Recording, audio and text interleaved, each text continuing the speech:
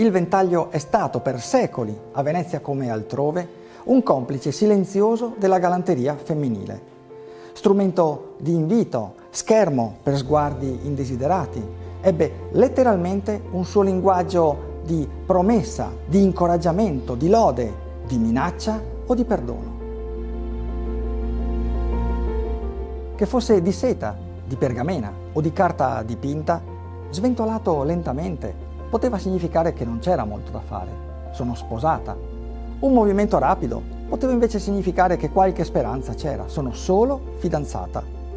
Appoggiato sulla guancia destra poteva voler dire sì, mentre sulla sinistra era un sonoro, benché muto, no.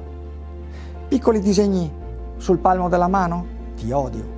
Piccoli disegni su una guancia? Ti amo. Lasciato cadere davanti all'interlocutore del momento, era infine un chiaro segnale a voler essere seguite più tardi.